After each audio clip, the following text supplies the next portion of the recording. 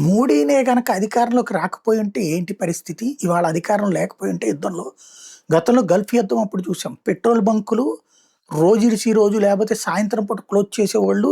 ఆహ్, oil ration పెట్టిన రోజులు. అట్లాగే ధరలు విపరీతంగా పెరిగిపోయిన రోజులు.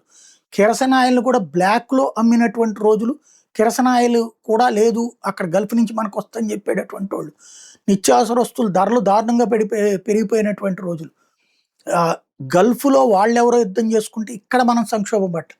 ఇప్పుడు మోడీ వచ్చాక ఇవాళ పెట్రోల్, డీజిల్‌కి పానిక్ బయ్యింగ్ జరిగింది తప్పించి క్యూలో నుంచుంది. మామూలుగా అయితే చక్కగా ఎక్కడికెక్కడ దొరుకుతానే ఉంది. బట్ అనేక దేశాలలో రేషన్ పెట్టారు పెట్రోల్‌కి. అట్లాగే ప్రపంచం అంతా ధరలు పెరిగిన దాంట్లో కూడా కంట్రోల్ చేసుకుంటూ వస్తున్నాడు. అట్లాగే అంతర్జాతీయ ఒత్తిళ్లు మీ బేస్‌ని వాడతామంటే ఒప్పుకోలేదు మోడీ. అదే సందర్భంలో పాకిస్తానోడికి సంబంధించి వాళ్ళ గగంతలం నుంచినే దాడి చేస్తే ఒప్పుకోవాల్సొచ్చింది.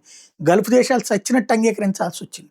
అదే మోడీనే గనక లేకపోతే ఈ పాటికి మన ఈశాన్య రాష్ట్రాలు ముక్కలు చెయ్యాలనుకున్నటువంటి ఒక సెపరేట్ దేశం సృష్టించాలనుకున్నటువంటి అమెరికా పని సులభం అయ్యుండేది. కాశ్మీర్ ఎప్పటికీ ఆ సంక్షోభం అట్లాగే ఉండేది. ఉగ్రవాదం ఇలాగే సరదాగా పెరుగుతా ఉండేది. బేసిక్‌గా మోడీ ఈ టైంలో అధికారంలో ఉండటం, మొన్న కరోనా, ఇప్పుడు ఈ యుద్ధం సందర్భంలో ఉండటం వల్ల గత కాంగ్రెస్ పాలన చూసినటువంటి వాళ్ళం, నాలాంటోళ్ళం. ఏది అప్పుడు గల్ఫ్ యుద్ధాలప్పుడు, ఇవాల్టి పరిస్థితులు కంపేర్ చేసినప్పుడు హస్తం శశాంకం తేడా కనబడతది.